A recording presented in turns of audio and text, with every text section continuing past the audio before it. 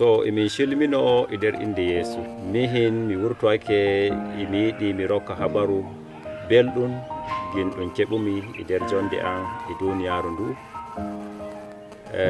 Fi fuɗɗoje ɗum fuɗɗiraymi kanjum woni mi yiɗi mi rokka habaru non no gimi laawol ngol Yeesu holliyal gimmi tokka gimmi heɓa kisdam. So kanjum waɗi daga wattu nde puɗɗumi yiiki fiiɗum daga nder wahayu ɗum ɗon kuma ɗum holliya wiiki laawol Yeesu almasihu woni laawol kisdam. So kanjum waɗi e wattu ɗuhun e nder higaaku ko higooɓe ɓe jooɗodimi wato tokkuɓe Yeesu. Intomi nder maɓɓe mi yi'i e woodi yidde, e woodi kuma sewo, e woodi welwelo nder hakkunde maɓɓe. Haa jaami wattu ɗuhun hollumi hoore am mbimi lallay e nder nohon jomirawo holluyal laawol toye ɓuri.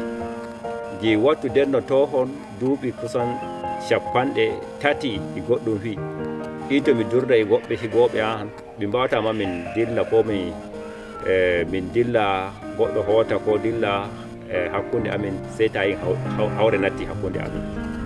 Amma noon no daarirmi gimi hakkunde hawsanke en ko Kristen nodduɓe Yeesu e wattu ɗum gimi lallay e woodi yidde nde Yeesu holliɓe. Kanjum waɗi daga yirde nden ɗo hon kuma to fijama e ummotako e hawre sey dai ummoɗo e jaleɗe e sewo e nder rayuwa maɓɓe.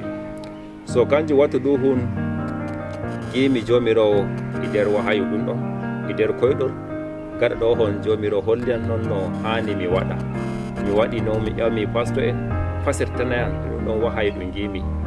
Ɓe mbi lallay haala kan ɗon ka giiɗa e nder wahayu ko e nder koyɗol ngol ɗo lallay non ɗum wontidiri. So kanjum wattu ɗuhun jestimi woɓɓe ɓe mbi kay goɗɗo e nder maɓɓe ma sey o wi to mi waɗano ko mbimi min ra ko gimi amma nde kemi pastojo o holliyan ko ɗume ɗum gaɗaymi nder jonde o wi ɗum non wahayu ɗum gonga gin Yeesu wari duniyaaru ndu gin ko moye neɗɗo gin hakkeji kuma gonɗi nder ko moye e nder rayuwa muɗum. So kanjum waɗi wattu ɗuhun nde gimi nohon hollumi hoore an, hollumi madujo an e ñaako an mbimi ra ko hani mi waɗa. Gin jomirawo holliya ɗum ɗo fi kuma ra ko hani mi waɗa nder jonde gaɗa ɗo hon sey mbimi to wala ko saɗi jami jesti madujo an wi to an noon ɓuri yiiki ɗum waɗanima mbimi i noon gimi ɗum waɗaniyam. So gaɗa ɗo hon ñaako an nani habaru sey o huɗɗi hutkiyam. Madujo wi no waɗata a huɗamo ay ngol laawol bongol no waɗata huɗamo gin ɗume na o wujju ba na o yaray shurka ba na o yaray yarehoy baway koye gaddankimo torra e nder jonde makko ba amman gin nohon gaɗa ɗon ta nawnumo ta waɗamo fi ko woɗa. Dara giya joni e wattu ɗum yimɓe gujja yimɓe mbara yimɓe gujja yimɓe woɓɓe ma ɓe andama non ɗo ɓe gatta ma ɓe co'o to jomirawo. To amma gaɗa ɗo hon nde ɓe jino hon jomirawo holliya ngoɗon laawol kuma mi jaɓi mi ñawri yeeso e yaakinoho. Gaɗa ɗo hon woɓɓe puɗɗi wadduki shawori waramo ay o lalli o rarike o tokki laawol ngol wooɗa. Sey kadi jomirawo memi ɓerɗe ñaako an e madujo an sey holli wiki non waɗata nawna ɓiɗɗo maɗa. So gaɗa ɗo hon ɓe gari ɓe jestiya hu yimɓe dokkayɓe shaworiji ɗin ɗo hon ɗiɓe giɗi wato madujo an ko ñaako an hocca gin waraya ko waɗana goɗɗum fi mbimi ay tinde on gi'i nder wahayu on gi'i jomirawo metani on to on gaɗan ɓiɗɗo moɗon ɗum ɗo fi in to gaɗani ɓiɗɗo moɗon ɗo fi fa on nawnaymo kuma on nanata belɗum o ɓiɗɗo Allah barkiɗini on e makko. So gin noon to on gaɗuno hon. So gaɗa ɗe ɓe jestiyan no hon mbimi to min ma mi samɗiɗenayi on non no giɗon jomirawo holli ɗum non ɗum wontidiri. So ginno hon mi yiɗa caution haala goɗɗo inda man ɓikkoy kamɓe rimiyan to da sey ɓe mbiyanoho amma na kamɓe rimiyan ba onon kuma on rimiyan on giɗiyan tinde mawnumi jarumi ɗum ɗon wattu on meeɗa yiiki goɗɗum torra ɗum gaddanmi o nder wuro ngo o ba. So gaɗa ɗo hon cemmbiɗinmi mbimi to on gaɗuno hon, to on nawnuyam, to on gaɗana goɗɗum fi, ko ma on gaɗi ɗum jomirawo ma alata non wanga. Gin jomirawo woodi bawɗe, woodi iko ko ɗume. So gaɗa ɗo hon mi yawri yeeso e jonde ñaako wi to mi yawra yeeso e waɗuki ko bawa mi waɗa, amma gaɗa ɗo hon sey woɓɓe ma yawri yeeso e wadduki shawarwaraji ɗi hanayi e dow an kadi ma. Fuyino hon dey mbimi min mi tokka yeeso, kuma mi tokki yeeso. Gaɗa mi tokki yeeso mi heɓi torraji feere feere. Torra ɗum keɓumi fii go'o kanjum woni mi yari torra e nder wato jonde an hakkunde ahan e yimɓe, hakkunde an e nder wigere to joɗimi har ma to janngumi ma. E ñande goo mi wala ceede ɗe ɗiyatomi ceede jande, ñande goo ma mi wala ma kay ceede ma ɗe mbawa mi waɗa goɗɗum fi. Imi jooɗi mi wala suudu nde sollare, to mi ummake dole mi yaha mi lonna e toggore an kafin mi nde yoora mi ummo mi natta e gariri gin ɗume gin noon no mi wala bigerne bukkotomi gin ɗume gin irɗuno fi. So ginno hon jomirawo waɗi ka ñawruki yeeso e holluki laawol o imo holla e nder wahayu, imo sembiɗinayam, imo holla fuu ko hani mi waɗa e nder ɗume e nder jonde aha. So gaɗa ɗo hon imi yaha imi waɗano hon, sey jomirawo metani goɗɗo pastojo o wi an alataya no hon yaran jande. Gin to mi yahi jande mi yahay mi ñawra yeeso e waɗuki ko hani e nder ɗume e nder rayuwa a. Gin to mi wawa jande mi andata fuu ko gaɗaymi, amma tinde jomirawo yaɗiki holliyan no hon kanjum waɗi yariyan jande. Mi nder jande nden ɗo hon imi nder jonde ahan imi ɗo hon sey kadi goɗɗe torraji ummonoyam kadi ma. Torraji ɗin kanjum woni ay woɓɓe ɗawti waddani e ñaako an haalallaji e dow ɗume e dow ay ɗenno jande nden hocciyam yariyam ay shikenan min mi halki i wartiranayammo mi waɗana imma to wariya ɗum ɓuraniyam. Pasto en e yimɓeji ka wuro amin ɓe gaɗi ka wiki ko wanna taw e ɓerɗe moɗon, immoye rokka taw shawori iri ɗum hana. On jariki on gi tin arande, amma kadi on ñawri yeeso e ɗume on ñawri yeeso e waɗuki ɗum fi.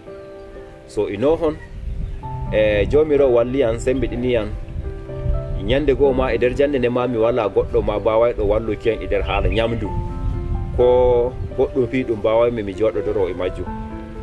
Amma Allah walliyan hisniyan daga ɗuno torra e nder torraji ɗin ɗo hon e haala ceede jande jomirawo omtaniyan lawol waddi goɗɗo mo jomirawo liloy daga leydi yaasi o wari Nigeria, o wari o holli wiiki jomirawo liloy mo jin walla iri amin, kuma o walliya. Gaɗa ɗo hon kadi e kotu mehi wuro amin ma sey ɓe darayam ɓe giyan ay kamo min mi wartake ɗume mi sakitake mi wurtake daga nder wuro amin. Amma fu ino hon ɓe daari ɓe gi'i wiiki ka ashe lawol ngol tokkuɗa en lawol bongol. Kamɓe ma daga ɗon sey ɓe ñawri yeeso e ɓadduwaki cika ahan gindenno ɓe neɓi ɓe ɗan goɗɗudi am ɓe jerdaki am. Amma daga nde ɓe kefti wiiki lallay rayuwa on e sakito, rayuwa e holla lawol ngol hani yimɓe ha kefta te dalile rayuwa am, to kamɓe ma ɓe ñawri yeeso e ɗume ɓe ñawri yeeso e holluki woɓɓe wiiki lallay lawol ngol e lawol kisna e lawol jomirawo. So gaɗa ɗo hon mawniro amma nattoy ñawri yeeso e yiɗukiyam e miñiraɓe am ɓe fuu mi ñawri yeeso e sumpotirki wala torra kadi hakkude amin. So gaɗa ɗo ha timmimi jande an, nde timmimi jande an joni mi ñawri yeeso e kuugal jomirawo emi wasina habaru kesu ge yimɓe ndaara gi'a lawol ngol ɗon kangol woni lawol yeeso almasihu. Ummata tokka lawol yeeso almasihu ngol ɗon a yiyata ɗume a yiyata jomirawo, a anda ma to jahata. ƴamol ngol ma kanjum woni a tabbitini hande ta mayi to jahata. So min mi yarake mi tabbitini wiki lawol ngol ɗon kangol on lawol ngol ɗume ngol tokkaymi gin kanko woni yeeso almasihu holli lawol ngol ɗon, kuma lawol ngol ɗo hon kangol woni wala goɗɗum gada wala wonde wigerne wiyata an suuɗima, aa non fi ɗum wontidiri. So ginno hon tokkuki yeeso weli tinde ñawri yeeso e sumpotirki yeeso almasihu mi nani belɗum. Yeeso almasihu yiɗa hawre, yeeso almasihu yiɗa dara goɗɗo e goɗɗum ɓangare feere, wato kan misalu gaɗanamo goɗɗum fii ko magani ko babaramo ko bo gaɗana ko kallidanamo, amma yeeso wi giɗidire, ñawre yeeso e mawnidirki, balle dire gaɗe fii ko hani e nder jonde moɗon.